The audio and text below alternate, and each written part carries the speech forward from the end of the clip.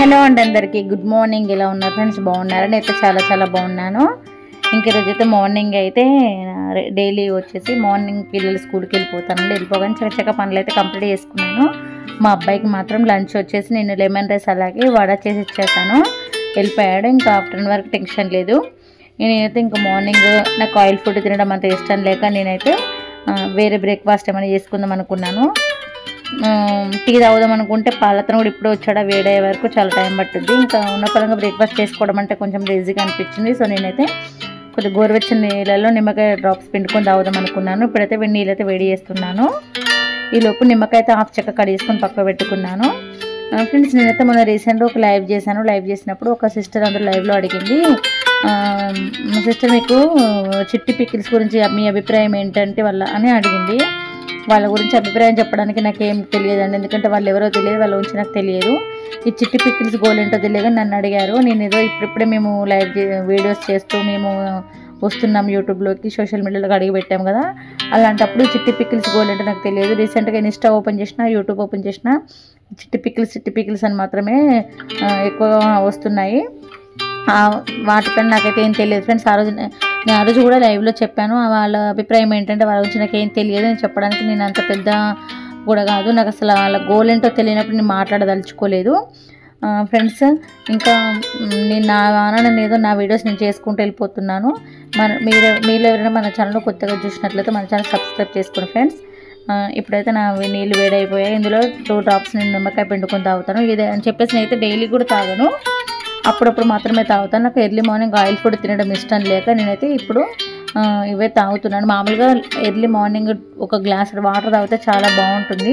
అందులో సమ్మర్ కదా, బాడీ చాలా హైడ్రేట్గా ఉంటుంది. నేను ఆ తర్వాత లెమన్ రైస్ తిందాం అనుకున్నాను, ఇంకెందుకో తినాలనిపించలేదు. ఇప్పుడు నెక్స్ట్ అయితే నేను కొద్దిగా బీట్రూట్ జ్యూస్ చేసి తాగుదాం అనుకుంటున్నాను. బీట్రూట్, క్యారెట్ హెల్త్కి చాలా మంచిది. అలాగే డే మొత్తం బాడీ హైడ్రేట్గా ఉంటుంది. ఏమైనా విటమిన్స్ ప్రోటీన్స్ ప్రాబ్లం ఉన్నా కూడా చాలా సెట్ అవుతుంది బీట్రూట్ తీసుకోవడం వల్ల, హెల్త్కి చాలా మంచిది. అలాగే ఈ బీట్రూట్ క్యారెట్ జ్యూస్ అనేది పిల్లలకు కూడా చేసేవ్వండి, చాలా బాగుంటుంది.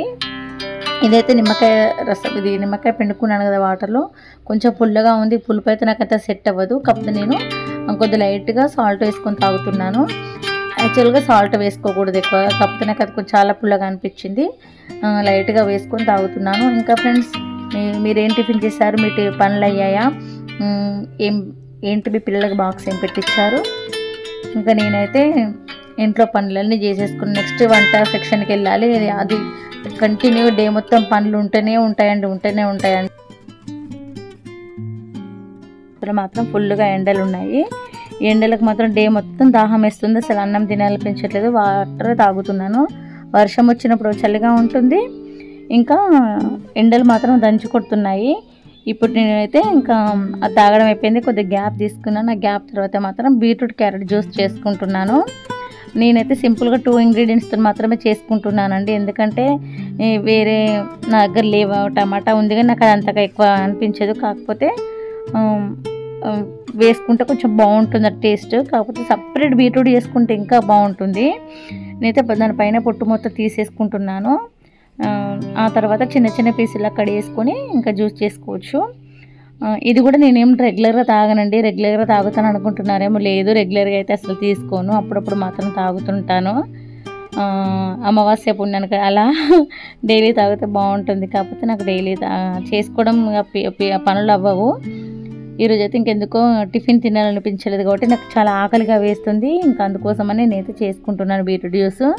మీలో ఎంతమందికి బీట్రూట్ క్యారెట్ జ్యూస్ అంటే ఇష్టం అండి? హెల్త్కి మాత్రం చాలా మంచిది. పిల్లలకు సమ్మర్లో మాత్రము కొంచెం అని ఇవ్వండి.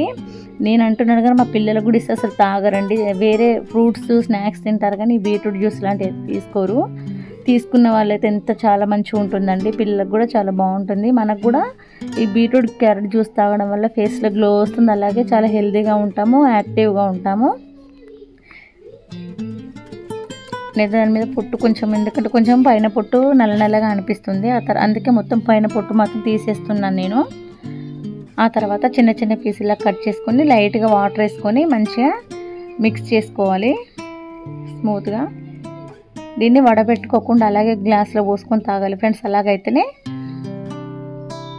చూస్తారు కదా ఏం చక్కగా మంచిగా మెత్తగా గ్రైండ్ చేసుకున్నాను నేను. ఆ తర్వాత చూసారు కదా, దీన్ని అలాగే తాగాలి, అలా తాగితే మాత్రం బాగుంటుంది.